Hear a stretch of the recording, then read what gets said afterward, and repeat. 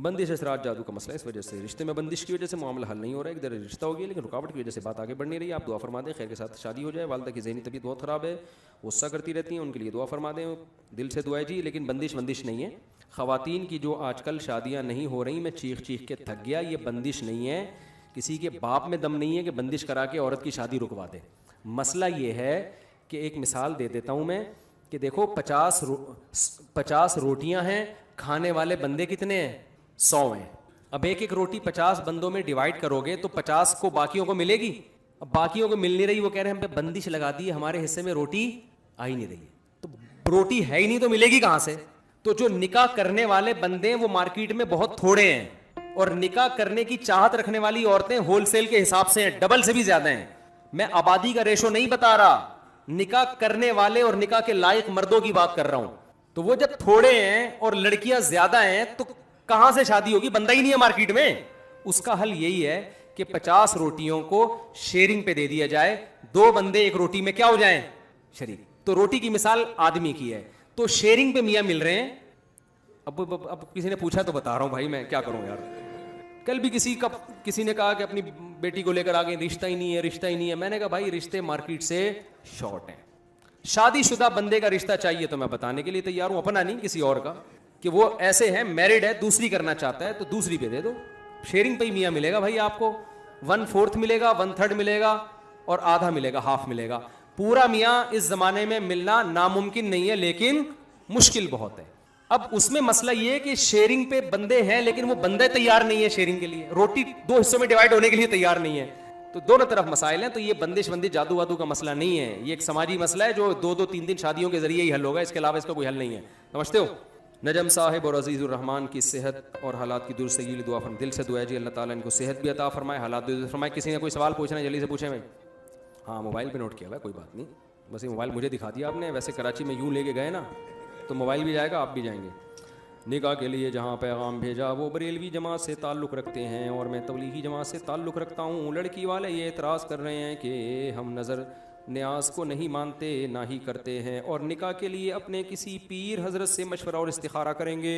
आप उस पीर को जाके पटा लें पहले से, बेहतरीन तरीका होता है। बरेलवी हजरात इस्तिखारों को बहुत मानते हैं, हालांकि इस्तिखारे में निकलते कुछ भी नहीं है।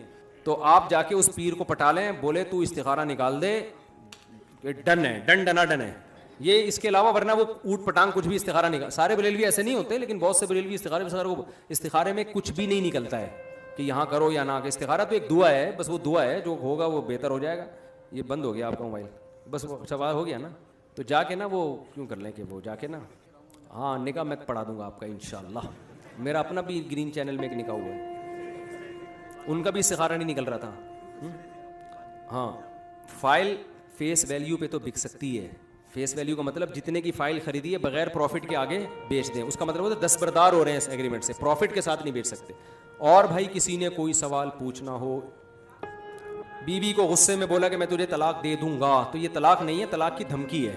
लेकिन मेरा मशवरा ये है कि ये धमकी तलाक के अलावा ना कुछ और दे दिया करें। मैं तेरा मुंह तोड़ दूंगा यूं बोल दिया करें, मैं तेरा सर फाड़ दूंगा, ये सब चीजें इसकी तलाफी हो सकती है। सही है ना? इसमें रिवर्स गियर है कि नहीं फाड़े बाद में, और ये फाड़ गए तो सिलवा दे। जाहिर है जब आप उसका सर फाड़ोगे तो साले भी आपका सर फाड़ेंगे, तो वो हो जाएगी कटिंग वो, और वो सारी जो है ना वो एओ क्लिनिक में हड्डियां जोड़ देते हैं। लेकिन तलाक में शरीयत ने रिवर्स गियर नहीं रखा। वो दे दी तो उसको रिवर्स करने के लिए कुछ मखसूस किस्म के मुफ्ती हैं जो हराम को हलाल कर देते हैं और कह देते हैं कि 3 तलाकें एक होती हैं। हालांकि 3 तलाकें कितनी होती हैं? 3 होती हैं, एक भी नहीं होती वो। और कोई सवाल तो धमकी ना, खानदानी लोग ये तलाकों की धमकियां देते नहीं है, ये घरों में ये लफ्ज इस्तेमाल अच्छा नहीं है। नहीं, 2 पार्टियों को मिला के कमीशन भी लिया जा सकता है, उसमें बेच ही नहीं रहा बल्कि कह रहा है उसकी चीज हम आपको उधर बिकवा रहे हैं और हमारा ये कमीशन है। जी हजरत, हाँ कुर्सी पे हो जाती है, खिलाफ सुन्नत है। जमीन पे बैठ के जो नमाज नहीं पढ़ सकता उसके लिए, वरना उसूल ये है कि जमीन पे बैठ के इशारों से नमाज पढ़े, पाँव बेशक किबले की तरफ फैला ले। बहन भाइयों का शरई हिस्सा देखो, शरीयत ने माल खाने को हराम करार दिया और औरत का माल खाने को ज्यादा बड़ा हराम करार दिया है। अलग से कुरान ने बार बार इसका तज़किरा किया है कि तुम्हारे लिए हलाल नहीं है अंतरिथुन निसा करहा, कि तुम औरत का माल खा लो, क्योंकि औरत कमजोर होती है।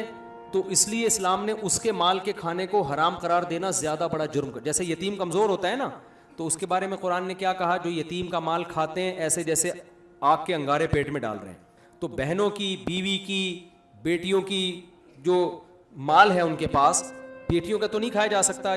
बाज़ दफ़ा ये भी होता है बेटी को कहीं से विरासत मिल जाती है, लेकिन किसी भी तरीके से बाज़ उलमा इसका ख्याल किया करते थे, किसी के घर में बाप का इंतकाल हो जाए ना तो उसके घर में ही नहीं जाते थे। वो कहते थे यार यहाँ बहनों का हिस्सा होगा, तुम खा के बैठे हुए हो। चोरों की दो किस्में, एक वो होता है जो पिटता है, चप्पल चोरी करता है, बदनाम भी होता है, ये कम दर्जे का चोर है। एक वो होता है जो बहन को विरासत नहीं दी उसकी, ये बड़ा दर्जे का चोर है, लेकिन इसको ये बदनामी नहीं होता। तो बहुत बड़ा जुर्म है भाई। और कोई सवाल? जी अच्छा, माशाल्लाह। नहीं आप कर लें सवाल। हाँ हाँ जी हाँ, ये नाजायज़ है ना भाई। रियासत का जो कानून, मैंने ये थोड़ी कहा कि रियासत के कानून की खिलाफ वर्जी करें, मैंने कहा पहले कौन है। तो अगर रियासत ने गुटके और ये इन चीज़ों पे, मावा पे पाबंदी लगाई है, तो ये तो इस्लाम भी यही कह रहा है कि पाबंदी लगाओ इन चीज़ों पे। इस्लाम को गुटके खाने को कितने रकत नफिल का सवाब मिलता है। असल में मैं बयान में मिसालें देता हूँ, गुटके पान गुटके का खर्चा वो समझाने के लिए, मतलब ये नहीं कि वाकई पान गुटके का खर्चा, वो मतलब ये होता है कि छोटा मोटा जो रोजमर्रा के खर्चे हैं। और कोई सवाल? और कोई सवाल भाई? बस 3-4 मिनट और लेंगे फिर छुट्टी। खवातीन ने कोई सवाल पूछना है, पर्चा भेज दें किसी बच्चे के हाथ। जी, लमसम बेस पे अंदाजे से थोड़ा ज्यादा दे दें। हाँ, दी जा सकती है। सूद पर आपने इतना बताया, इस्लामिक बैंकिंग के बारे में। इस्लामिक बैंकिंग जायज़ है, उसमें सूद नहीं है। जो हजरात कहते हैं कि सूद है, कान इधर से पकड़ो उधर से, ऐसा नहीं है। बिल्कुल 6 उकूद हैं जो इस्लामी उकूद हैं, उन पर इस्लामिक बैंकिंग चल रही है। और कोई सवाल? जी हाँ, गाने वाले से हाँ कह रहे हैं कि भाई देखो, इस्लाम ने जो हमें कवानीन दिए उसमें इंसानों का ही फ़ायदा है, तो मौसीकी और ये गाने बजाने को क्यों नाजायज़ करार दिया? इसमें तो इतना फ़ायदा, इतना मज़ा आता है। यही कहना चाह रहे हैं ना, इसमें किसी का दिल भी नहीं दुखा रहे, इंजॉय कर रहे हैं लाइफ को, थरक रहे हैं, मटक रहे हैं, यही हो रहा है ना। देखो, इसकी बिल्कुल ऐसे मिसाल है कि इस्लाम आपको वो लज्जत जो नेचुरल नहीं है ना, जो नेचुरल नहीं है, उससे रोकता है आपको। अब इसकी मिसाल ऐसे है, जो लोग मौसीकी के आदी होते हैं ना, उनको फिर ये चाहिए, फिर वो नॉर्मल कंडीशन में नहीं रहते, वो फिर बोर होना शुरू हो जाते हैं, वो टेंशन में आना शुरू हो जाते हैं। उनको फिर जो मौसीकी के रसियाले हैं ना, इसकी मैं एक आसान सी मिसाल देता हूँ। ये बार बार ये वाकया बयान कर चुका हूँ। हमारे कुछ रिश्तेदार वो जर्मनी में ना, तो उन्होंने पंजाब के किसी कोई वीडियो दिखाई कि लोग शादी में नाच रहे हैं ना, तो गोरे ने कहा ये इन्होंने सबने पी भी है? उन्होंने कहा नहीं, पीते वीते नहीं हम लोग, बस वैसे ही नाच रहे हैं। उसने कहा ये बगैर पिए नाच कैसे रहे हैं, इतने खुश कैसे हैं? तो मैंने कहा कि दोबारा उस गोरे से मुलाकात हो, उससे कहना कि ये आपको इस पे ताज्जुब हो रहा है, ये बगैर पी के नाच कैसे रहे हैं, इतने खुश कैसे? हमारे ऐसे भी है जो बगैर नाचे भी खुश होते हैं, इनको कम से कम खुश होने के लिए नाचने की ज़रूरत है। तो हमारे यहाँ ऐसे भी लोग हैं जिनको खुश होने के लिए वो बैठे बैठे ही खुश हैं, ठीक है, हिल नहीं रहे, लेकिन क्या है, वो खुश हैं। तो मौसीकी जब आप सुनते हैं ना, आपको उसकी लत पड़ती है, फिर आपको वो धुनें चाहिए, वो सुरें चाहिए, वो नहीं मिलेगी, आप बोरिंग लाइफ हो जाएगी आपकी, बोरियत की तरफ जाओगे। तो ये बार बार तो ये नेचुरल नहीं है। ये तो सिर्फ एक नुकसान है इसका। तभी जितने उलमा, सुलहा, बुजुर्गान दीन गुजरे, मौसीकी के बगैर बड़ी हंसी खुशी जिंदगी गुजारी है उन्होंने। और मौसीकी के रसियाले जिम में जाएंगे ना, वहां कान में लगाया हुआ होगा उन्होंने, वहां ठिशन हो रहा है, तो उसको फिर वो मोटिवेशन मिलती है, वो जिम उठा रहे हैं, वरना वो हिला नहीं जाता उनसे। म्यूजिक लगाते हैं ताकि हिले। तो यार खुद से हिलो नेचुरल तरीके से, ठीक है ना। तो नींबू चटा चटा के नहीं हिलाओ लोगों को। तो मौसीकी भी नींबू है, जिसको यूं करके लगाओ तो हिल जाता है। तो ये चर्स हीरोइन की तरह है, छोड़ दें बस, ठीक है ना, छोड़ दें काफी। बाकी मौसीकी एक तो वो जंगी मौसीकी होती है, परेड वगैरह की, वो और तरह की मौसीकी है, वो तो जंग पे उभारने के लिए, वो दफ वो मौसीकी इस मौसीकी में दाखिल नहीं है जो गानों बजानों की मौसीकी होती है। जी हाँ, वो सही है यार। अभी लोग नाइट क्लबों में जाके कलाबाजियाँ खा रहे हैं और आप नशीद पे पाबंदी लगा रहे हो। कुछ ज़माने के हालात से भी थोड़ी सी नरमी पैदा करनी पड़ती है ना। आप मंदिर गए थे कुछ महीने पहले, तो मेरा दोस्त है हरी पगड़ी, अच्छा हरी पगड़ी वाला दोस्त है, उसने कहा कि इस्लाम में ये जायज़ नहीं है मंदिर जाना। ये इस सवाल क्लिप भी आया मेरे ख़िलाफ़ कोई कि ये देखो मंदिर गए हैं तो ये तो इस्लाम में जायज़ नहीं है। इबादत के लिए मंदिर जाना जायज़ नहीं है, देखने के लिए मंदिर जाना जायज़ है। और जब कोई बहुत बड़ा मैसेज देना हो तो वाजिब है। इंडिया में जो ज़्यादतियाँ हो रही हैं मुसलमानों के साथ, तो मैं जब मंदिर गया मैंने बताया कि यहाँ हिंदू कितने महफूज हैं, उनकी इबादत गाहें खुली हुई हैं।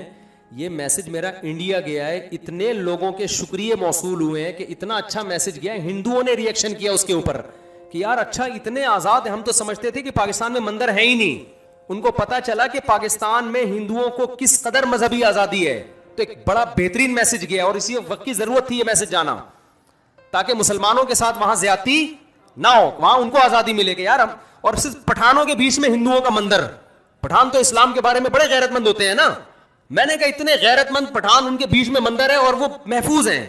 नहीं यारी बात मेरा ख्याल है, कोई ये नहीं कि लिबरल लोगों का मुआशरा है, तो इतने लोग वहां हिंदू बड़े मजे से मंदिर में जा रहे हैं, तो मुसलमानों को हमने मैसेज उसमें दिया है कि हिंदुओं को भी चाहिए कि मुसलमानों को मस्जिदों के बारे में आजाद छोड़े। तो ये मैसेज तो और कैसे दे, ये मैसेज तो ये इसी तरीके से देना मुमकिन। मैं कोई इबादत करने थोड़ी गया था वहां पे जी।